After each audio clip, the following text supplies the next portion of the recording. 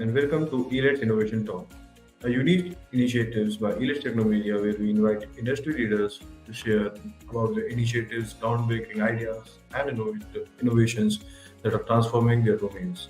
And today, we are delighted to welcome Mr. Rohit Prakash, co-founder of iDream Education. Mr. Rohit has pursued his education with determination. Following his schooling, he has earned a B.Tech in electronics degree from Jamia Millia Islamia, New Delhi, and proceeded to attain an MBA from Management Development Institute, Gurgaon. Post MBA, he ventured into a corporate realm, joining Marico, an FMCG company where he navigated through sales and marketing roles. Departing from Marico, in late 2008, he embarked on a journey to establish iDream in 2010. iDream Education works to vision, facilitate universal access to learning and growth. The solutions are designed to break the learning barriers and empower last mile learners to learn unlimited. We are honored to have you, sir, today. Thank you for being with us. To begin with, sir, my first question to you would be how do you think AI personalize the learning experience for students with different styles while simultaneously using data analytics to identify the learning gaps and tailor instruction for all the students? Right. Thank you so much. Happy to be here and talk about an area which I'm personally very passionate about, and I've been working on it for quite some time now. And the emergence of AI, a lot of new opportunities are opening up. So the thing about AI is that it learns. It learns on the go, and it learns based on every interaction which a user is having with the AI model. The second thing about AI is that it can also be trained on very larger sets of data, through which we can say that AI is able to predict the next step or the outcome with a fair degree of accuracy. So that is its biggest asset, and that is what allows an AI model to personalize the journey of a user or of a student in this case, based on the response which a student is giving to the AI model. Let me share an example. So at iDream Education, when we decided that we want to build a personalized learning model for the students, and I'm talking about pre-COVID, or just about actually when COVID had just happened. There was still no talk about AI in a way which is happening now. So we set about building a very rule-based logic. We said, if this will happen, then this will happen. If this should happen, then this should happen, right? But we were able to build a model through which we were also able to start implementing personalized learning to every child. What we had done was that we had a set of assessments, they say, for example, 12 questions. And as the user is attempting every question, the app is understanding what is the current learning level of a student. Once students solve those 12 questions, we, with a fair degree of accuracy, know that what is the current learning level of a child. And then we were able to personalize the next step for the child based on that information. And in those steps, every child is handling it in a very unique way. So I take a diagnostic of the same topic as you do, but our journeys could be very different. Right? The objective is that, yes, once you do the final test, both of us should be able to score 80% or more marks. But till we do that, our journeys are very personalized. And we have seen how even this model, right, with all its limitations, is still able to enable many students to cover up their learning gaps and to be able to reach their grade level readiness.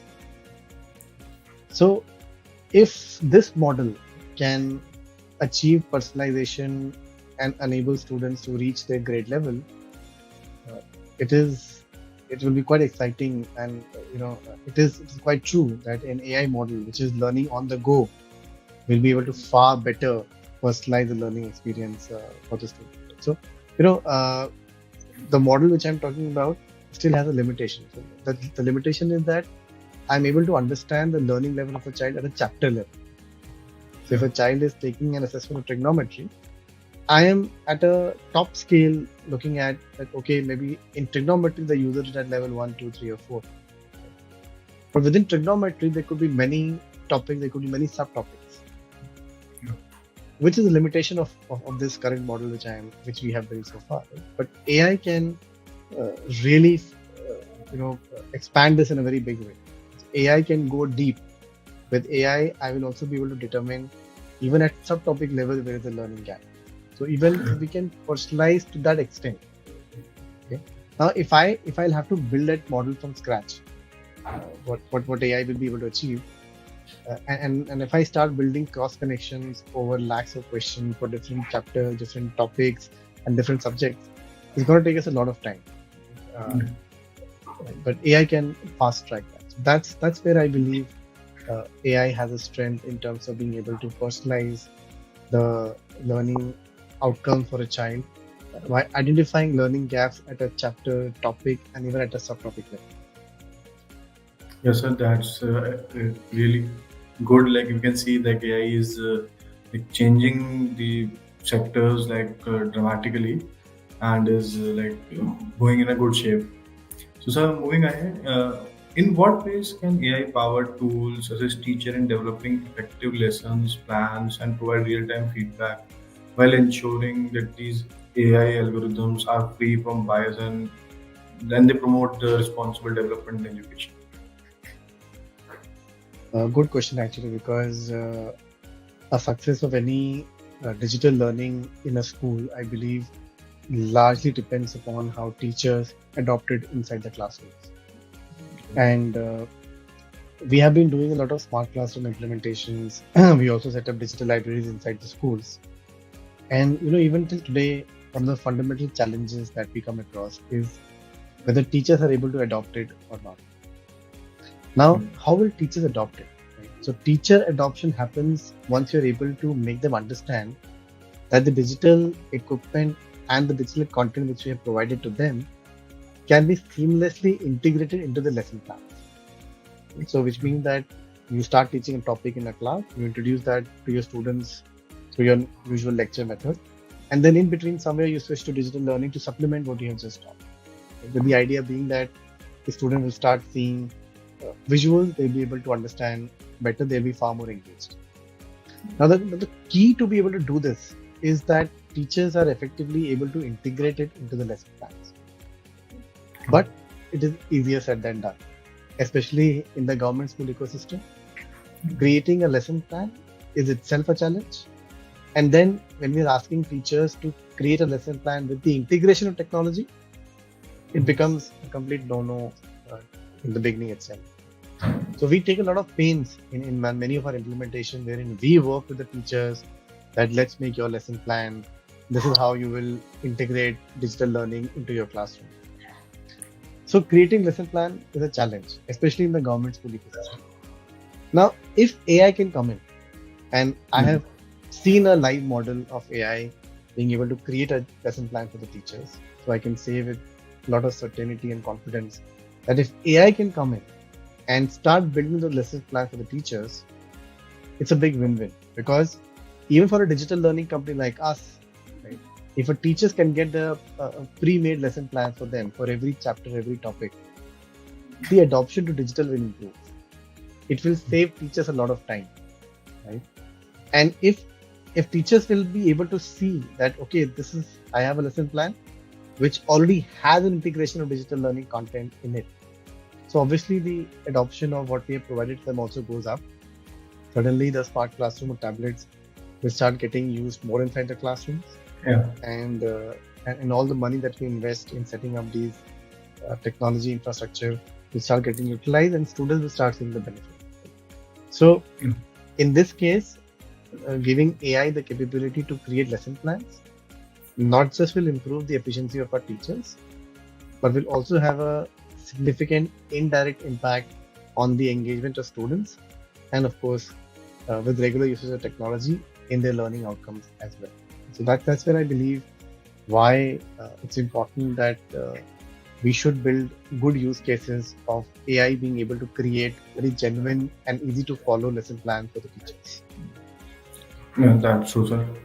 So, sir, how do you think AI can bridge the digital divide and create inclusive learning environments for students with disabilities while addressing the ethical concerns surrounding the student data collection and use within the AI-powered education systems?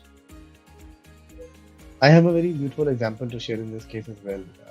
In Maharashtra, we were working with one corporate foundation, and they had asked us to set up a tablet-based lab uh, in a school which was meant for deaf and dumb children, children with special needs. And now the conventional model which we had, which delivers digital learning content on a tablet, will of course find limited usage for these children. But still, we worked around and we said, let's give video content with subtitles. Let's give a lot of books. Let's give a lot of questions to solve. And we went to the school. We set up. We trained the teachers there, who in turn trained the students using sign language.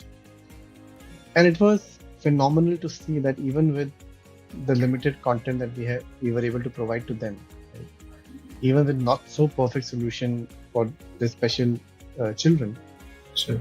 the usage was still phenomenal. Right? And we've written a very nice story about a boy named Shadaf, who was a deaf and dumb, who was studying in this school, but I think in 6 to 8 months' time, he was able to utilize the devices which were given to him to train himself so well that after 8 months, he was able to get himself an admission into the normal school, right? Which is a big happy moment for his parents as well. Yeah, and it's one of the very inspiring stories for me personally as well, that we were able to achieve that. Now, there's no AI in it, right? Now we all know that what AI can do. AI can Yeah. convert text to speech. AI can Yeah. convert speech to text, right? With that ability, AI can actually be designed to build a very inclusive learning environment for these children as well. We had in fact once tried using technology in our application as well, that if a question is appearing on the screen, it should start speaking. Right? But in those times, the models were not so well trained to have very precise pronunciation, especially for local language. So I think that's one very solid use case that I see for AI, to be able to deliver digital content in local language very efficiently. Because AI models can be pre-trained on the entire words and dictionaries of local languages, right? So that the pronunciation is very refined. Pronunciation is as close as possible to the natural accent of those children. So again, I believe with the ability of AI to get trained, and I'm already seeing the models. Even the Indian government has an AI trained model called Bhashini, which is able to translate an English text into any Indian language, and it is phenomenal to see the kind of accuracy it has. Okay. So with that kind of accuracy coming in, I believe children, especially who are studying in local languages and have special needs, will be able to immensely benefit from AI being introduced inside the classrooms. Yeah. And yes, with regards to the second part of the question, where you spoke about ethical handling of the student data. Data. So you're right.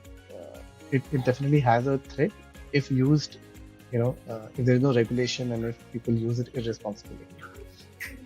And it is the responsibility of the entire ecosystem to ensure that such a thing does not happen, because EdTech especially has unfortunately suffered from a lack of trust of the end users because of various events which have happened in the past 5-6 years. Right?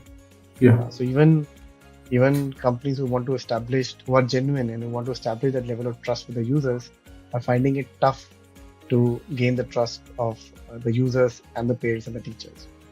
We have a moral responsibility, I believe, on our shoulders to ensure that as we introduce AI models into the classrooms, this thing should not happen. So, and yes, there are various tools around data security which are coming in. I believe it will make a lot of sense for companies like us to adopt those tools to ensure that user data stays secure.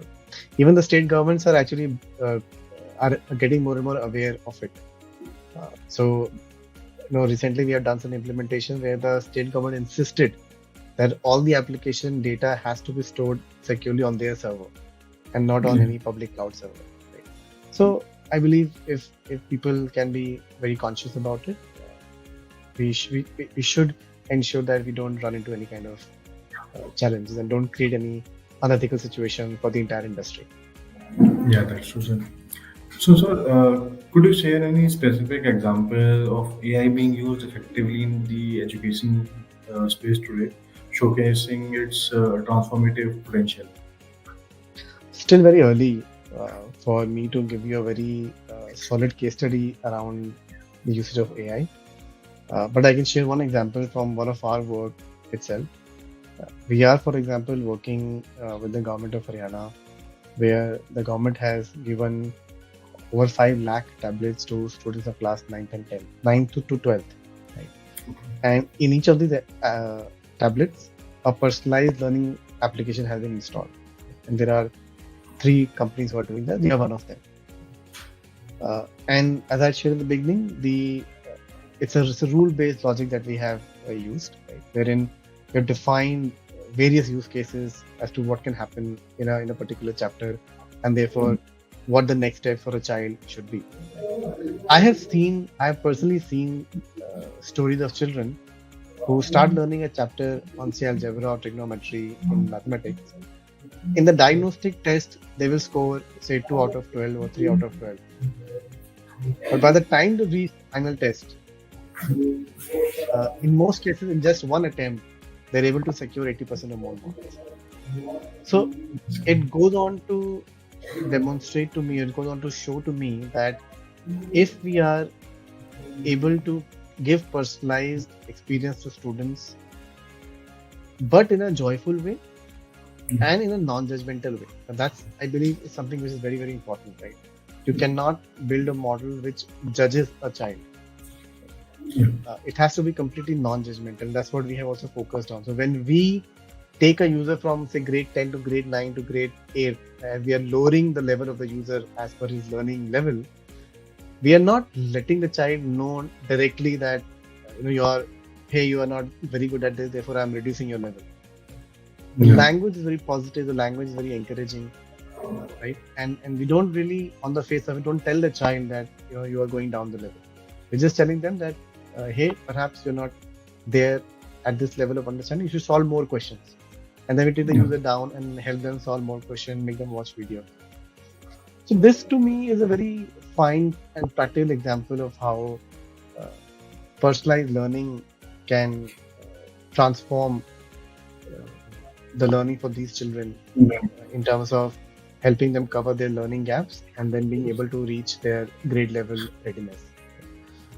So that's the closest example that I can think of. Many experiments are happening around AI. We are also experimenting within our own organization to integrate different models. I think maybe in a year's time we'll have more stories around how AI is genuinely transforming learning for the children. Yeah. So, sir, beyond the lessons plan, how can AI further empower teachers to focus on personalized instruction and student interaction in AI-driven learning? Again, it's because of access to data, and rather I would say an easy access to data. So if teachers can have easier access to what children are doing on their respective devices, whether in school or at home, and if the data can be tailored to help the teacher understand what are the interests of the student and what is the current learning level of a student. Accordingly, then teachers can tailor make their content delivery inside the classrooms, or they can give personalized attention to the students in the classroom. And here again, I have a nice case study to share. So, like we have been working with one foundation wherein students have been given their tablets, and on those tablets they're running our iPrep application along with digital content. Whereas teachers on their mobile devices have an application called iPrep Coach. Now, through Coach, what is happening is that whatever they teach in the classroom, so suppose today a teacher teaches Pythagoras theorem, right? Then teacher will go to her coach app or his coach app. She will select the chapter Pythagoras theorem and assign, say, 2 videos and one practice test to all the students in the classroom. Yeah. Now students will get a notification that, oh, my teacher has given me some assignment. I want to watch 2 videos and I want to solve these 30 questions. Students will now do the activity on their device. Now, as the child is doing an activity on the device, the teacher is getting to know on the coach app how many students have done the test, what is the score of each of the students, how many were able to watch the videos, how many are reading a book, etc. etc. Now, access and easy access. So it is also important that the moment you complicate the access of data for the teacher, she will never use it. Right? So you'll have to make it extremely easy for the teacher to access the data. What we have done is we have given the access right on their mobile phones.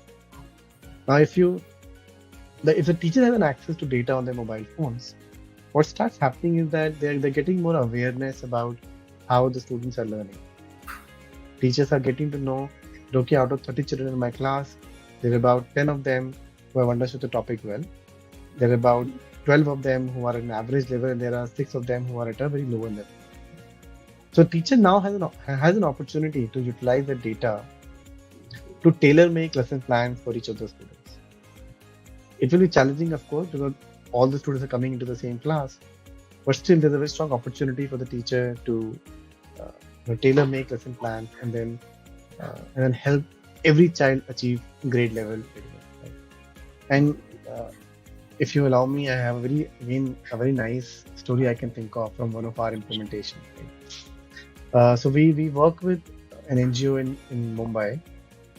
What they do is they pick up children from the street, and these children are mostly drug addicts. So they bring them to the centers and then rehabilitate these children.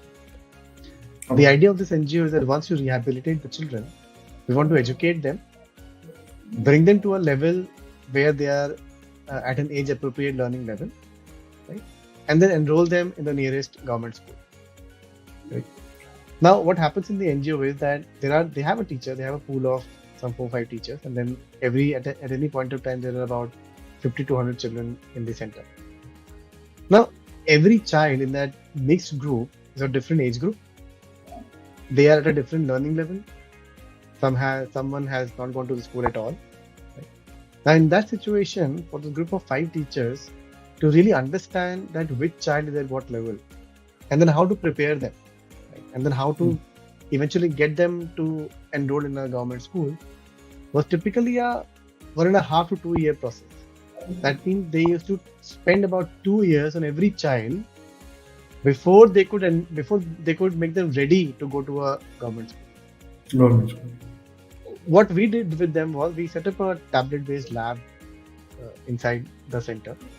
The moment the tablets came, every child started interacting with the device in their own way, and as per their own learning level and as per their own standard. Right? Now, teachers had a very quick access to the data. So within a 2-day, 3-day time frame, they were able to see, okay, out of 100 children, who is at what level. Right? And now there were 5 teachers, but there are 40 tablets. So now you have 40, it's like 40 personal assistants to you. Right? Now every children are using devices in their own way. Teacher is able to guide them in the personalized way. And it was a very happy feeling for us to know that eventually the 2-year time period was reduced to just 6 months. Oh. Right? And this is happening without AI, by the way. Right? The moment you introduce AI, I believe this time can even further go down. Yeah. So that's where I believe that beyond lesson plans, this access to data about the children can really help the teachers bring better engagement for the students and ensure that every child is able to achieve a certain desired learning outcome. Yeah, that's great to hear, sir. Like the government is also taking such initiatives for the learnings of the students. So, sir, how do you envision the future of education with the integration of AI, and what role do human educators play in a future with AI-powered learning tools? So I have I've always believed that human educators will continue to hold a lot of significance, a lot of importance, even in the AI world, right? Yeah. Because that sense of human consciousness can only be built by human educators. Even when we had started our organization, a lot of people used to ask us, so if you will give tablets to our children, so there is no need of a teacher. You know? So I always used to say, ki, it's not like that. You imagine learning spectrum for a child, and within that learning spectrum, there are multiple things which the child is using for the purpose of learning. There's a teacher, there's digital, there are books, there are activities, there is play, etc., right? And each of those components have a role to play in a child's learning and growth. So it's not as if you introduce something and then you can eliminate everything else. So digital is also a supplement, and I believe AI will also be a supplement. AI may play a much larger role in a country like ours in some situation where the teachers are not present at all, or we have a very shortage of teachers. So yes, AI can play a very empowering role there. But otherwise, humans, teachers will continue to play a significantly important role, right?